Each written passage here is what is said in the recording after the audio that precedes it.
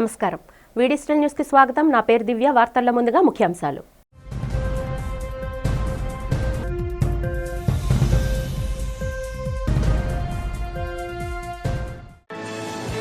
కర్నూలు రైతు బజార్ని సందర్శించి రైతులు మహిళలతో చర్చించిన ముఖ్యమంత్రి చంద్రబాబు 1999లో రైతు బజార్ ఏర్పాటు చేయడం వల్ల రైతులకు మహిళలకు ఎంతో మేలు చేకూరుతుందని వెల్లడి.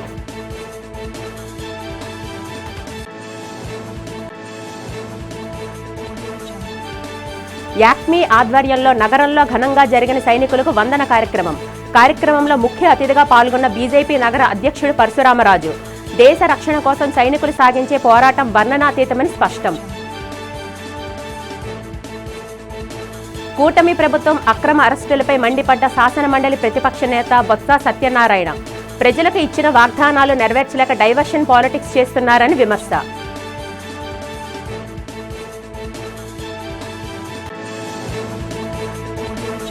ఆపరేషన్ సింధూర్ విజయవంతం సందర్భంగా ఈస్ట్ ఎమ్మెల్యే వెలగపూడి రామకృష్ణ బాబు ఆధ్వర్యంలో ఘనంగా జరిగిన తిరంగా ర్యాలీ.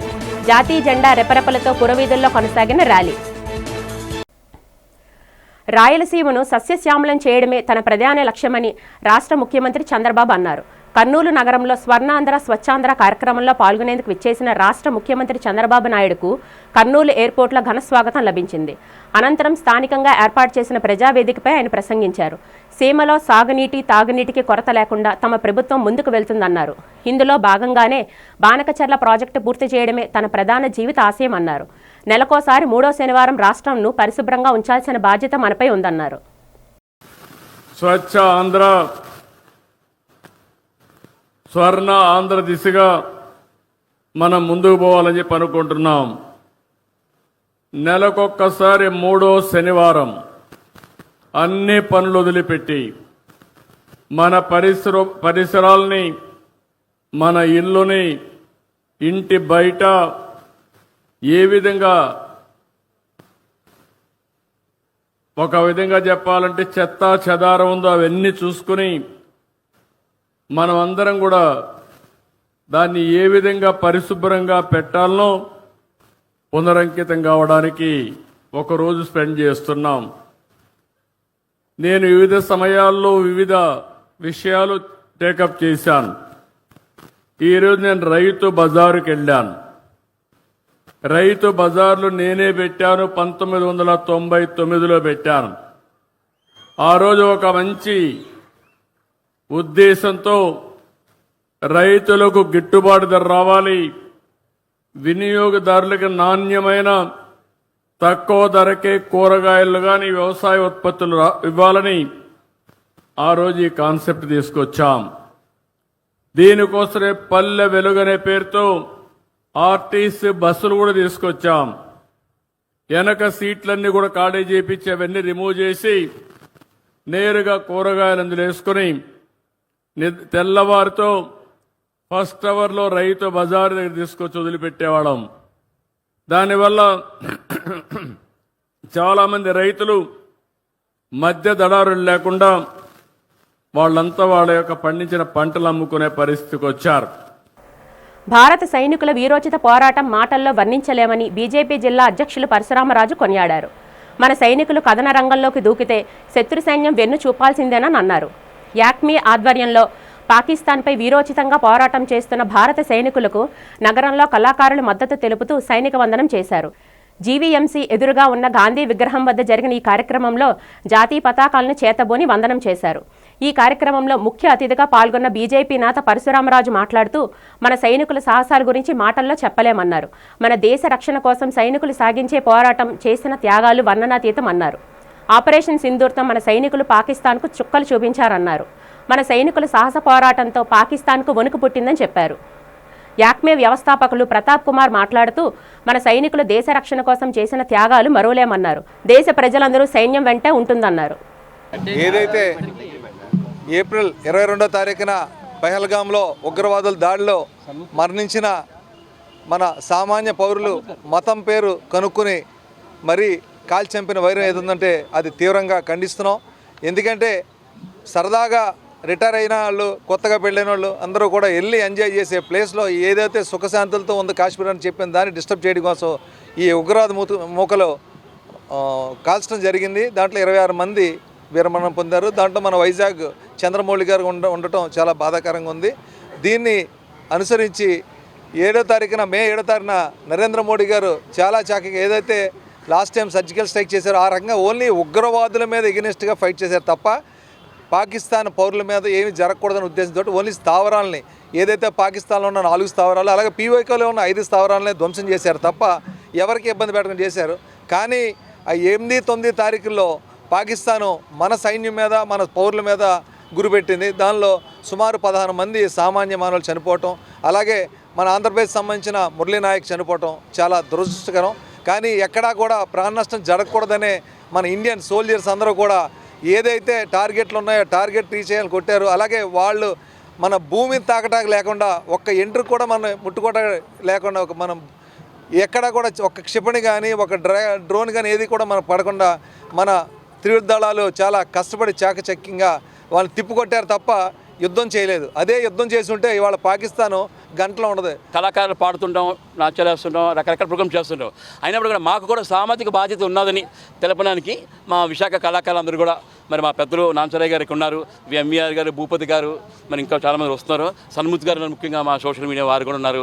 వీళ్ళందరూ కూడా కొంచెం కోఆర్డినేట్ చేసుకుని మ్యాక్సిమం యాక్చువల్గా మేము మార్నింగ్ ప్లాన్ చేస్తాం. నేను మార్నింగ్ ప్లాన్ చేస్తే తక్కువ టైంలోనే ఇలా మేము చేయగలుగుతాం. అది ముఖ్యంగా మా సిపి గారు కూడా అనుకుంటాం తక్కువ టైంలో మాకు పర్మిషన్ ఇచ్చి చేశారు.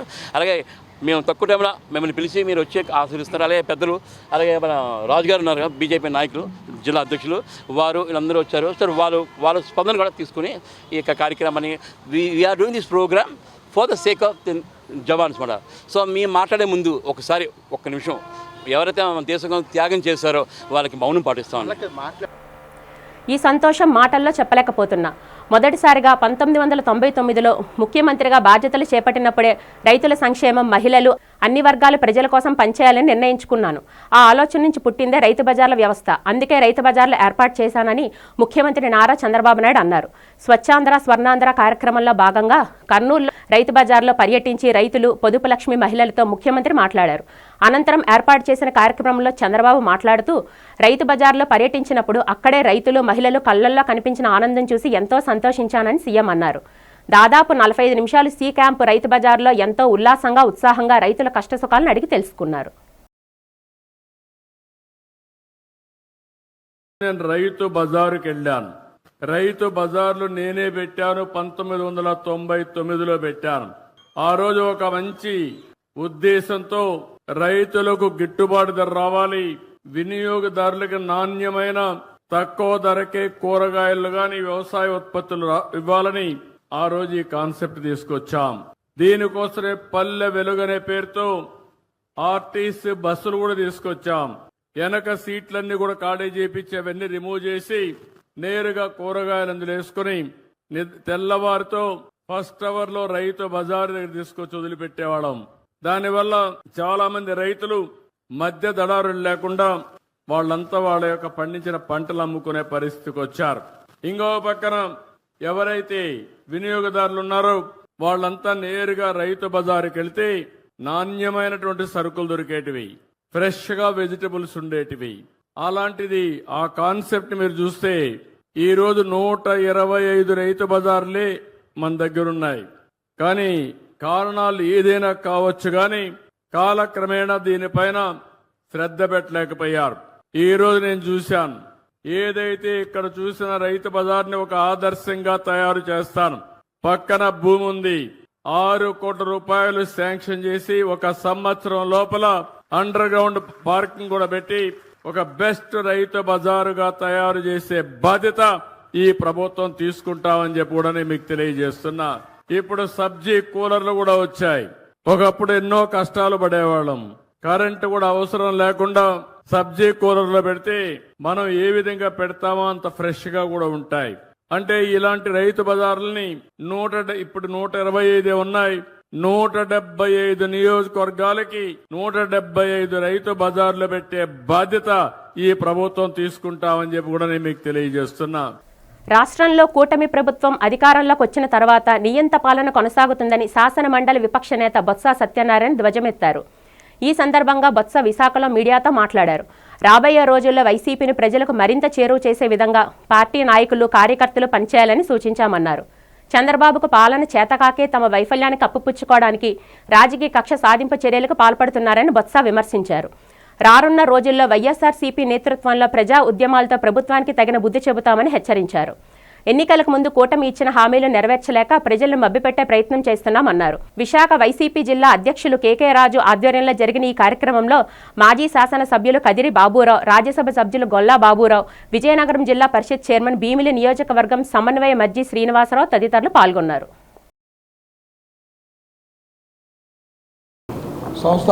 సంస్థాపరంగా పార్టీని బలోపేతం చేసుకోవడానికి పార్టీ తీసుకున్న నిర్ణయాలు ఏమున్నాయో ఆ నిర్ణయాల్ని ఈ సమావేశంలో చర్చించుకున్నాం. దాని ప్రకారం రాబోయే కాలంలో దాని టైం షెడ్యూల్ ఇచ్చాము. ఆ షెడ్యూల్ ప్రకారము ఆ కార్యక్రమం జరుగుతాం. ఇక రెండో విషయం వచ్చినప్పటికీ రాష్ట్రంలో జరుగుతున్న ఏవైతే ప్రజా వ్యతిరేకమైన విధానాలు ఉన్నాయో, ప్రజలు పడుతున్న ఇబ్బందులు ఏవైతే ఉన్నాయో, ఏ రకంగా అయితే రైతు కానీ, రైతు కూలీ కానీ, విద్యార్థి కానీ, ఉద్యోగస్తులు కానీ, సామాన్య ప్రధానికం కానీ, వ్యాపారస్తులు కానీ, ఏ ఒక్క వర్గం కూడా రాష్ట్రంలో ఇవాళ సుఖంగా సంతోషంగా లేదు. ఏదో నేను రాజకీయంగా ఓ ప్రతిపక్ష పార్టీగా ఏదో అధికారంలో ఉన్న పార్టీగా బురదలని చెప్తున్న మాటలు కాదు. వాస్తవంగా ఇక్కడున్న ఈ టీవీలు, ఈ సమాచారం ఎవరైతే మీరు ఉన్నారో మీరు సాక్షాత్తు మీరు వెళ్ళి అడగండి. ఎందుకంటే రాజకీయాల్లో ఎన్నికలు వచ్చినప్పుడు ఎన్నికల్లో మనం ఏ మాట ఇస్తామో ప్రజలకి ఆ మాటను నెరవేర్చడం అనేది, ఆ మాటను కార్యక్రమాలు చేయడం మీద ఆ పార్టీ తాలూకా ప్రధానమైన బాధ్యత, అది సిద్ధాంతం. ఉత్తరాంధ్ర ఆరాధ్య దైవం, ప్రముఖ పుణ్యక్షేత్రంగా విరాజిల్లుతున్న సింహాచలం శ్రీ వరాహలక్ష్మీ నరసింహస్వామివారి నిత్య కళ్యాణం అత్యంత వైభవంగా జరిగింది. ఆర్జిత సేవల్లో భాగంగా అర్చక స్వాములు ఉత్సవమూర్తి గోవిందరాజస్వామిని ఉభయ దేవేరులతో మండపంలో అధిష్ఠింపజేశారు.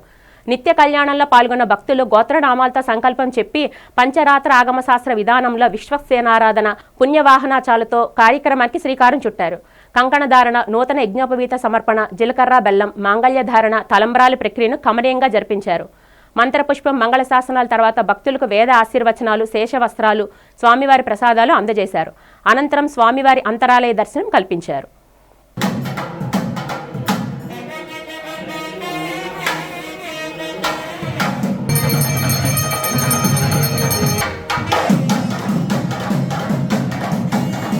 ఆంధ్రప్రదేశ్ ప్రభుత్వ ఉద్యోగుల సంఘం 3వ రాష్ట్ర కౌన్సిల్ మహాసభలు విజయవాడలో జరగనున్నాయని ఆ సంఘ విశాఖ జిల్లా శాఖ అధ్యక్షులు బి రాజశేఖర్ రెడ్డి, కార్యదర్శి సి జగన్మోహన్ రావు తెలిపారు.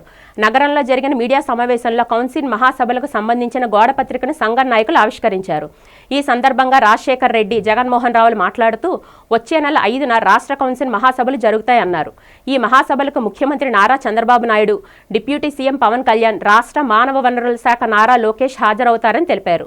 ఈ మహాసభలకు ప్రభుత్వ ఉద్యోగులు, రిటైర్డ్ ఉద్యోగులు, పెన్షన్దారులు హాజరు కావాలని పిలుపునిచ్చారు. రాష్ట్ర ప్రభుత్వ ఉద్యోగుల సమస్యల పరిష్కారంలో సంఘ రాష్ట్ర అధ్యక్ష కార్యదర్శులు సూర్యనారాయణ, రమేష్ కుమార్ చేస్తున్న కృషిని వివరించారు. ఈ సమావేశంలో ఆంధ్రప్రదేశ్ ప్రభుత్వ ఉద్యోగుల విశాఖ జిల్లా సంఘ నాయకులు పాల్గొన్నారు. ఆంధ్రప్రదేశ్ ప్రభుత్వ ఉద్యోగుల సంఘం ఏపీజీఏ తృతీయ కౌన్సిల్ సమావేశం జూన్ 5వ తారీఖున విజయవాడలో కార్యక్రమం చేపట్టడం జరుగుతుందండి. అది ప్రతి ఒక్క ఉద్యోగ, ఉపాధ్యాయ, పెన్షనర్, కార్మికులకి అందరికీ కూడా మీ మీడియా ద్వారా తెలియపరుద్దామని చెప్పే ఉద్దేశంతో ఈరోజు చేయడం జరిగిందండి. మరి ఉద్యోగస్తులు ప్రాబ్లమ్స్ చాలా ఉన్నాయండి. అవన్నీ కూడా గవర్నమెంట్కి తెలియజేద్దామనే ఉద్దేశంతో మా రాష్ట్ర అధ్యక్షుల వారు శ్రీ కేఆర్ సూర్యనారాయణ గారు ముఖ్యమంత్రి గారిని ఆ సభకి ఆహ్వానించడం జరిగింది. ముఖ్యమంత్రి గారు కూడా వస్తున్నారు. ముఖ్యమంత్రి గారితో పాటు మినిస్టర్స్ కూడా కొంతమంది రావడం జరుగుతుంది. మా ఉపాధ్యాయ కార్మికుల ప్రాబ్లమ్స్ అన్నీ కూడా ఆయనకి తెలియపరుద్దామనే ఉద్దేశంతో ఈ కౌన్సిల్ సమావేశం నిర్వహించడం జరుగుతుంది. కాబట్టి ప్రతి ఒక్క ఉద్యోగి కూడా బాధ్యతగా ఆ రోజు కౌన్సిల్ సమావేశంకి రావాల్సిందిగా మీ మీడియా ద్వారా ప్రతి ఒక్క ఉద్యోగి కూడా తెలియపరుస్తున్నాను.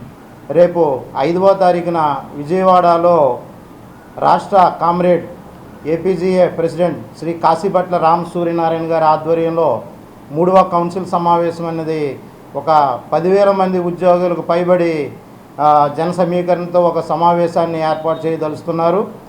ఆ ఏర్పాటుకి మా విశాఖపట్నం జిల్లా నుంచి కనీసం ఒక 500 మంది ప్రభుత్వ ఉద్యోగులు పైబడే బయలుదేరే ఆలోచనలో సమాయత్తమవుతున్నాము. అయితే ఈ సమావేశానికి రాష్ట్ర ముఖ్యమంత్రి వర్యులు శ్రీ నారా చంద్రబాబు నాయుడు గారు ముఖ్య అతిథిగా హాజరవుతున్నారు. అలాగనే ఆయనతో పాటు సహచర మంత్రివర్యులు, ఐఏఎస్ ఆఫీసర్లు వగైరా ఉన్నతాధికారులు 50 మంది కూడా ఆ 5వ తారీఖున జరగబో 3వ కౌన్సిల్ సమావేశానికి హాజరయ్యి బాలిక కిడ్నాప్ కేసును అనకాపల్లి పోలీసులు 24 గంటల్లోపే ఛేదించి ప్రజల ప్రశంసలను అందుకున్నారు. ఈ కేసుకు సంబంధించిన వివరాలను శనివారం మీడియా సమావేశంలో జిల్లా ఎస్పీ తుహిన్ సిన్హా తెలియజేశారు. ఈ నెల 15వ తేదీ సాయంత్రం 7 గంటల సమయంలో అనకాపల్లి లోకవారి వీధికి చెందిన కోలు లలిత, ఆమె భర్త బీశెట్టి హరీష్ పోలీస్ స్టేషన్కి వచ్చి వారి చిన్న కుమార్తె రోహిత అదృశ్యమైందని ఫిర్యాదు చేశారన్నారు. మే 14వ తేదీ ఉదయం 8 గంటల నుంచి సాయంత్రం 6 గంటల మధ్యలో ఇంటి వద్ద నుంచి కనిపించకుండా పోయిందని చెప్పారు. ఈ ఫిర్యాదు ఆధారంగా అనకాపల్లి టౌన్ పోలీస్ స్టేషన్లో కేసు నమోదు చేసి 24 గంటల్లో నిందితులను పట్టుకొని బాలికలను తల్లిదండ్రులు చెంతకు చేర్చామన్నారు.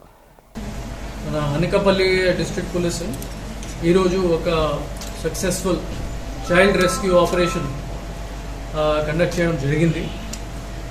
ఇది విదిన్ 24 అవర్స్ ఒక 4-year-old అమ్మాయిని అనకాపల్లి టౌన్లో ఎవరు మిస్సింగ్ అయ్యారు ఆన్ 15th of May. ఆమెని మనం ట్రేస్ చేయడం జరిగింది, రెస్క్యూ చేయడం జరిగింది. Presently her medical condition is good. One stop centre ద్వారా కూడా ఆమెకి కౌన్సిలింగ్ ఇవ్వడం జరిగింది. At the same time medical tests కూడా చేసేసాము. Fortunately her health condition is good, medical condition is all right. ఈ కేసు వెనక్కి 15th తారీఖున 7 PM ఒక కంప్లైంట్ ఇవ్వడం జరిగింది అనకాపల్లి టౌన్ పోలీస్ స్టేషన్లోనే. Complainant is victim's mother. వాళ్ళు లోకవీరి వీధి అనకాపల్లిలోనే ఉంటున్నారు. అక్కడ నుంచి on 14th between 8 AM to 6 PM ఈ 4-year-old పాప రోహిత అక్కడ నుంచి మిస్సింగ్ అయ్యారు. అది కంప్లైంట్ వచ్చిన తర్వాత మన 6 search and rescue teams prepare చేయడం జరిగింది under the overall control of additional SP admin and incharge SDPO DSP DTC Mohan Rao గారు and overall ground level support by CI Anakapalli town Vijay. ఇటీవల పెహల్గాం సంఘటన నేపథ్యంలో ఆపరేషన్ సింధూర్తో పాక్పై భారత సైన్యం సాధించిన విజయాన్ని పురస్కరించుకొని శనివారం సాయంత్రం ఎంవీపీ కాలనీలో తూర్పు నియోజకవర్గం ఎమ్మెల్యే వెలగపూడి రామకృష్ణబాబు కార్యాలయం వద్ద నుంచి ఎంవీపీ కాలనీ పురవీధుల్లో తిరంగ జెండా ర్యాలీ చేపట్టారు. రెపరెపలాడే జాతీయ తిరంగ జెండాను ప్రతి ఒక్కరూ చేతబోని టీడీపీ, బీజేపీ, జనసేన నాయకులు, కార్యకర్తలు ముందుకు సాగారు. MLA Velagapudi Ramakrishnababu, VMRDA chairman MV Pranav Gopal, TDP రాష్ట్ర కార్యదర్శి సిహెచ్ పట్టాభిరామ్ తదితరులు పాల్గొని అమాయక ప్రజల ప్రాణాలు పక్షపాతంగా తీసిన పాకిస్తాన్ ఉగ్రవాదుల స్థావరాలను ఆపరేషన్ సింధూర్ పేరిట భారత సైనికులు కొల్లగొట్టి గొప్ప విజయాన్ని సాధించారని, ఇది దేశ ప్రజలంతా గర్వించదగిన విషయమన్నారు. అమాయక ప్రజలపై ఉగ్రవాదులు చేసిన దాడికి భారత సైన్యం సరైన బుద్ధి చెప్పిందని, దీన్ని ప్రతి ఒక్కరూ పండుగలా నిర్వహించుకోవాలన్నారు. జమ్మూ కాశ్మీర్లో పెహల్గాములో జరిగిన తీవ్రవాదులు జరిపిన దాడిలో సుమారు భారతీయులు 24 మంది మరణించడం జరిగింది. అందులో భాగంగా విశాఖ తూర్పు నియోజకవర్గంలో పాండురంగపురానికి చెందిన చంద్రమౌళి గారు, అలాగే ప్రకాశం జిల్లాకు చెందిన నాగేశ్వరరావు గారు కూడా 24 మందిలో ఉన్న సంగతి మీ అందరికీ తెలుసు. ఈరోజు ఆ 24 మంది మహిళల యొక్క సింధూరం తుడిసివేసిన టెర్రరిస్టుల ఆట కట్టించాలనే ఉద్దేశంతో ప్రధాని నరేంద్ర మోడీ గారు ఆపరేషన్ సింధు పేరుతో పాకిస్తాన్లో తలదాచుకున్నటువంటి తీవ్రవాదుల్ని అంతమొందించడం కోసం, పాకిస్తాన్కి తగిన గుణపాఠం చెప్పడం కోసం ఈ ఆపరేషన్ సింధూర్ విజయవంతంగా దిగ్విజయంగా నడిపించడం జరిగింది. అందుకని ఈరోజు విశాఖ తూర్పు నియోజకవర్గంలో తెలుగుదేశం, జనసేన, బీజేపీ స్వచ్ఛందంగా వచ్చిన సోదరీమణులందరూ కూడా త్రివిధ దళాలకి అభినందనలు తెలియజేసుకుంటూ అలాగే సంఘీభావంగా ఈ తిరంగా యాత్ర ప్రారంభించడం జరిగింది. అదే రకంగా నారా చంద్రబాబు నాయుడు గారు, నిన్న డిప్యూటీ సీఎం పవన్ కళ్యాణ్ గారు కూడా విజయవాడలో ఈ త్రివిధ దళాలకు సంఘీభావంగా ఈ తిరంగా యాత్ర చేయడం జరిగింది. సింహాచలం శ్రీ వరాహలక్ష్మీ నృసింహస్వామివారి దేవస్థానంలో స్వామివారి స్వర్ణ పుష్పార్చన అత్యంత వైభవంగా జరిగింది. ఆలయ వైదిక సిబ్బంది, ఆలయ అధికారుల ఆధ్వర్యంలో స్వామివారికి 108 బంగారు సంపెంగలతో అత్యంత వైభవంగా స్వర్ణ పుష్పార్చన నిర్వహించారు. స్వర్ణ పుష్పార్చనలో భక్తులు పెద్ద సంఖ్యలో హాజరై స్వామివారిని దర్శించుకుని తరించారు.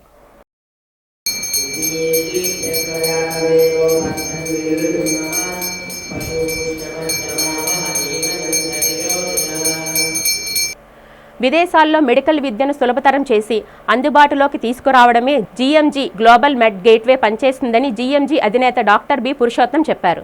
ఈ సందర్భంగా విశాఖ పౌర గ్రంథాలయంలో ఆదివారం ఉదయం జీఎంజీ ఆధ్వర్యంలోని విదేశాల్లో వైద్య విద్యపై విద్యార్థులకు అవగాహన సదస్సు నిర్వహించారు. ఈ సందర్భంగా జరిగిన మీడియా సమావేశంలో GMG CEO CH Govindarao, G Sridhar, Atluri రామకృష్ణతో కలిసి మాట్లాడారు.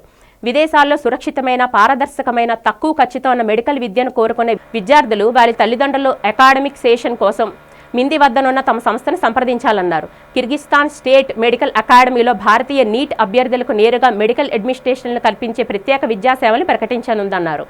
అడ్మిషన్ల ప్రాసెసింగ్, వీసా దరఖాస్తు, డాక్యుమెంటేషన్, ప్రయాణ ఏర్పాట్లు, హాస్టల్ వసతి మరియు భోజన సౌకర్యాలు తదితర అన్ని సేవలను జీఎంజీ చూసుకుంటుందని వివరించారు. సమావేశంలో ఏ రవికుమార్, డాక్టర్ పి దుర్గాప్రసాద్, ఉమాశంకర్, మాణిక్యం ప్రసాద్, సందీప్ అబ్బాయి తదితరులు పాల్గొన్నారు.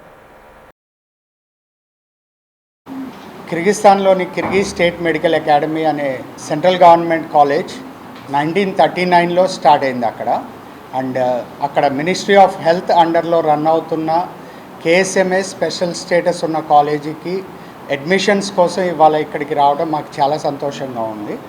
ఈ గవర్నమెంట్ కాలేజ్ అనేది అక్కడ క్యాపిటల్ సిటీ బిష్కేక్ నగరంలో ఉంది అండ్ దాదాపుగా 3000 మందికి పైగా ఇంటర్నేషనల్ స్టూడెంట్స్ చదువుకుంటున్న కాలేజీలోన మనకి కంప్లీట్ క్లినికల్ రొటేషన్స్ అన్నీ హాస్పిటల్స్లో చేయడం జరుగుతుంది అండ్ ఆ క్లినికల్ రొటేషన్స్తో పాటు ఇంటర్న్షిప్ కూడా గవర్నమెంట్ హాస్పిటల్స్లో ఇవ్వడం జరుగుతుంది. మన పిల్లలు ఏదైతే ఎన్ఎంసీ గైడ్లైన్స్ ఉన్నాయో 100% అక్కడ ఎన్ఎంసీ గైడ్లైన్స్ ప్రకారం చదువుకుంటారు అండ్ అక్కడ ఉండటానికి హాస్టల్ కానివ్వండి, మన తెలుగు భోజనం పర్టికులర్గా అక్కడ ఉండి చూసుకోవడానికి మన తెలుగు వాళ్ళు అక్కడే ఉంటారు. సో పిల్లలకి ఎటువంటి ఇబ్బంది లేకుండా భోజనం కానివ్వండి, వసతి కానివ్వండి, అటు ఎడ్యుకేషన్లో ఇండియన్ ఫ్యాకల్టీ తోటి క్లాసెస్ చెప్పించడం కానివ్వండి, ఇవన్నీ సదుపాయాలు అక్కడ ఇవ్వడం జరుగుతుంది. 20 సంవత్సరాల నుంచి మా సంస్థ రన్ అవుతుంది. మీ ఎంతోమంది సక్సెస్ఫుల్గా డాక్టర్ని తయారు చేసాం. అలాగే మా సంస్థ ఏంటంటే డాక్టర్లను పంపించడమే కాదు, వాళ్ళని పూర్తి బాధ్యతలు తీసుకొని 6 సంవత్సరాలు కూడా అక్కడ దగ్గరుండి చదివించి తిరిగి వచ్చి ఎఫ్ఎంజీ పాస్ అయ్యి వాళ్ళు డాక్టర్ అయ్యే వరకు మా సంస్థే బాధ్యతగా తీసుకుంటాము. అక్కడికి వెళ్ళిన పిల్లలకి వరకు మొత్తం భరోసా మా ఆర్కే గారు, మా జీపీకే రాజు గారు మొత్తం అందరూ కూడా బాధ్యత తీసుకొని ఎంతో ఉన్నత విలువలతో వాళ్ళకి ఉన్నత విద్య అందించి మంచిగా చదువుకొని వాళ్ళు డాక్టర్ అయ్యే అవకాశాలు కల్పిస్తున్నారు. అంతకుముందు 15 సంవత్సరాల నుంచి మన పిల్లల్ని పంపిస్తాం అక్కడికి, కిర్గిస్థాన్లో ఉన్న కేఎస్ఎం అనే గవర్నమెంట్ కాలేజ్కి. అక్కడ ఉమెన్ డామినేటెడ్ కంట్రీ అది. మన పిల్లలకి ఎటువంటి ప్రమాదం కానీ లేకపోతే ఎటువంటి ఇబ్బందులు లేకుండా ఉంటుంది. ఫస్ట్ ఆఫ్ ఆల్ నా డ్యూటీ అక్కడ ఏంటంటే పిల్లలకి సేఫ్టీ, సెక్యూరిటీ, ఫుడ్కి సంబంధించిన విషయాలు నేను దగ్గర నుండి చూసుకుంటూ ఉంటాను. నేను అనుక్షణం పిల్లలు ఫోన్ చేసినాక వితిన్ 5 minutes అక్కడికి వెళ్ళగలుగుతాను. నేను వాళ్ళకి ఏ ప్రాబ్లం ఉన్నా సాల్వ్ చేయగలుగుతాను. నేను కాలేజ్ పరంగా చూస్తేనేమో కాలేజ్ కూడా స్టేట్ గవర్నమెంట్ కాలేజ్ వాళ్ళది, వాళ్ళు ప్రతిష్టాత్మకంగా నడుపుకునే కాలేజ్ అది. ఆ కాలేజీకి మనం ఇక్కడ నుంచి అడ్మిషన్ చేసి పిల్లల్ని పంపించడం అనేది మాకు చాలా గర్వంగా ఉంటుంది. పిల్లలు కూడా అక్కడికి వచ్చినా చాలా కంఫర్ట్గా ఫీల్ అవుతారు. మేము ప్రతిక్షణం వాళ్ళ వెన్నంటే ఉండి వాళ్ళకి సహాయం చేస్తూ ఉంటాం. రాష్ట్ర ప్రభుత్వం తమ సమస్యలను పరిష్కరించే వరకు ఆందోళన విరమించే ప్రసక్తి లేదని ఆయుష్మాన్ ఆరోగ్య మందిర్ కమ్యూనిటీ హెల్త్ ఆఫీసర్లు యూనియన్ ప్రతినిధి చందన స్పష్టం చేశారు. యూనియన్ ఆధ్వర్యంలో జీవీఎంసీ ప్రధాన కార్యాలయం ఎదురుగా ఉన్న గాంధీ విగ్రహం వద్ద 21 రోజులుగా ఆందోళన కార్యక్రమాలను నిర్వహిస్తున్నామన్నారు. కూటమి ప్రభుత్వం తమ సమస్యలను పరిష్కరించాలంటూ కమ్యూనిటీ హెల్త్ ఆఫీసర్లు నినాదాలు చేశారు. ఈ సందర్భంగా చందన మాట్లాడుతూ 6 ఏళ్లకు పైగా సర్వీస్ పూర్తి చేసుకున్న వారిని పర్మనెంట్ చేయాలని ప్రభుత్వాన్ని డిమాండ్ చేశారు. ఈ సందర్భంగా జగన్ సర్కార్పై తీవ్ర స్థాయిలో విరుచుకుపడ్డారు. తమ సమస్యలను పరిష్కరించాలని ఎన్నోసార్లు కోరిన సీఎం జగన్ పట్టించుకోకపోవడం దారుణమన్నారు. కూటమి ప్రభుత్వం చొరవ చూపి తమకు న్యాయం చేయాలని చందన కోరారు. జాతీయ ఆరోగ్య కమిషన్ ఉద్యోగులతో సమానంగా 23% వేతన సవరణ అమలు చేయాలన్నారు. ఇవాళ మేము ఈ సమ్మె 21వ రోజుగా కొనసాగిస్తున్నామండి. 21 రోజులు అంటే 20 రోజులు పూర్తి చేసుకుని 21వ రోజులోకి మేము అడుగు పెట్టినప్పటికీ కూడా ప్రభుత్వం మా వైపు కనీసం దృష్టి సారించకపోవడం మాకు చాలా బాధాకరంగా ఉందండి. ఎందుకంటే మేము ఏమీ గుంతమ్మ కోరికలేం కోరుకోవట్లేదు. జస్ట్ మా హక్కుల్ని మాత్రమే, ఏవైతే మాకున్న గైడ్ లైన్స్ ఉన్నాయో ఆ గైడ్ లైన్స్ని మాత్రమే మాకు అమలు చేయమని కోరుకుంటున్నామండి. వాటికి కూడా ఇప్పటి వరకు ప్రభుత్వం మా మీద కనీసం చూడకపోవడం చాలా బాధాకరంగా ఉంది. దీంట్లో ఏంటంటే ఫస్ట్గా మేము కోరుకున్నది ఏంటంటే NHM గైడ్ లైన్స్ ప్రకారం మాకు ఏవైతే ఆయుష్మాన్ ఆరోగ్య గైడ్ లైన్స్ ఉన్నాయో వాటి ప్రకారం CHOస్ని రెగ్యులర్ చేయమని అడుగుతున్నామండి. అది కూడా 6 సంవత్సరాలు పూర్తి చేసుకున్న CHOని మాత్రమే రెగ్యులర్ చేయమని అడుగుతున్నామండి. అలాగే EPF ఏదైతే ఉందో అది మాకు ఒక జాబ్ సెక్యూరిటీ అండి. EPF అనేది అది కూడా గత సంవత్సరం నుంచి మాకు ఆపేయడం జరిగింది. దాన్ని పునరుద్ధరించమని అడుగుతున్నామండి. అలాగే పెండింగ్లో ఉన్న ఇన్సెంటివ్లు ఏవైతే బకాయిల్లో ఉన్నాయో అవి కూడా విడుదల చేయమని అడుగుతున్నామండి. అవి కూడా విడుదల చేస్తామని ఈ మధ్యన ఒక జీవో పాస్ చేయడం అయితే జరిగింది, కానీ అవైతే ఇప్పటివరకు ఎవరికి కూడా అందుబాటులోకి రాలేదండి. మా అకౌంట్లోకి అయితే రాలేదు. అవి కూడా వీలైనంత త్వరగా మాకు ఇవ్వాలి అని చెప్పేసి గవర్నమెంట్ని కోరుకుంటున్నామండి. అలాగే ఏవైతే అర్ధ బకాయిలు లాంటివి ఉన్నాయో అవి కూడా మాకు వెంటనే విడుదల చేయమని కోరుకుంటున్నామండి. అలాగే NHM కింద ఎంతమంది 189 మంది క్యాడర్లు పనిచేస్తున్నప్పటికీ కూడా అందులో 188 మందికి 23% హైక్ ఇవ్వడం జరిగిందండి. కానీ CHOస్ మాత్రమే అందులో నుంచి మినహాయింపు చేయడం జరిగిందండి. మేము గవర్నమెంట్ని ఒకటే కోరుకుంటున్నామండి. మేము కూడా సెంట్రల్ గవర్నమెంట్ కింద నేషనల్ హెల్త్ మిషన్లో పనిచేస్తున్న వాళ్ళమేనండి. కాబట్టి మీరు మా మీద దృష్టి సారించి ఆ 23% హైక్ ఏదైతే ఉందో NHM వాళ్ళకి అది మాకు కూడా అందించాలని కోరుకుంటున్నామండి. భారత నెంబర్లతో వాట్సాప్ అకౌంట్లు క్రియేట్ చేయడంలో పాకిస్తాన్లకు సహకరించిన 7గురిని అస్సాం పోలీసులు అరెస్టు చేశారు.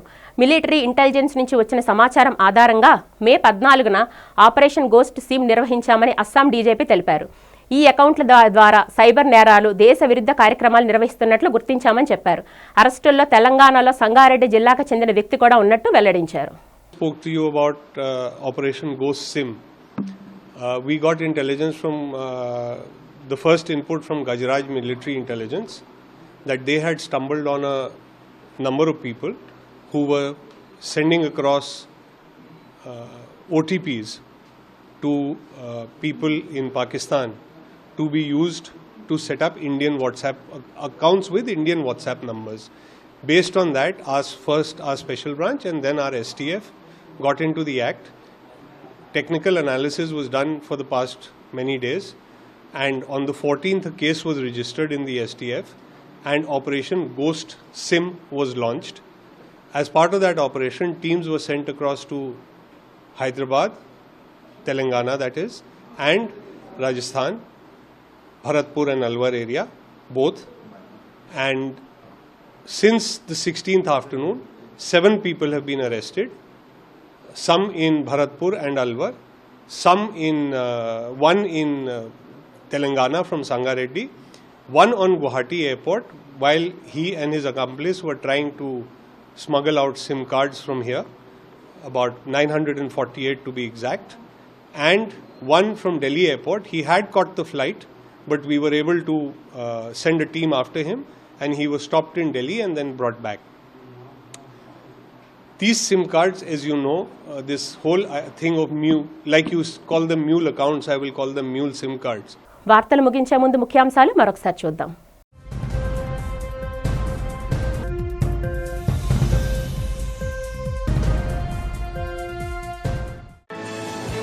కర్నూలు రైతు బజార్ని సందర్శించి రైతులు, మహిళలతో చర్చించిన ముఖ్యమంత్రి చంద్రబాబు 1999లో రైతు బజార్ ఏర్పాటు చేయడం వల్ల రైతులకు, మహిళలకు ఎంతో మేలు చేకూరుతుందని వెల్లడి.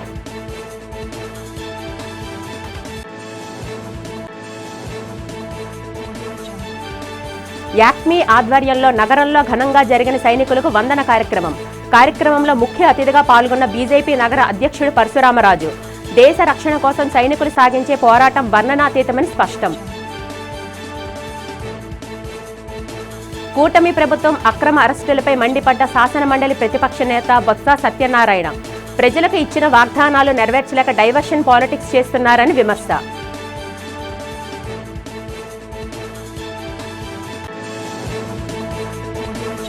ఆపరేషన్ సింధూర్ విజయవంతం సందర్భంగా ఈస్ట్ ఎమ్మెల్యే వెలగపూడి రామకృష్ణ బాబు ఆధ్వర్యంలో ఘనంగా జరిగిన తిరంగా ర్యాలీ. జాతీయ జెండా రెపరెపలతో పురవీధుల్లో కొనసాగిన ర్యాలీ. ఈ వార్తలు ఇంతటితో సమాప్తం. నమస్కారం.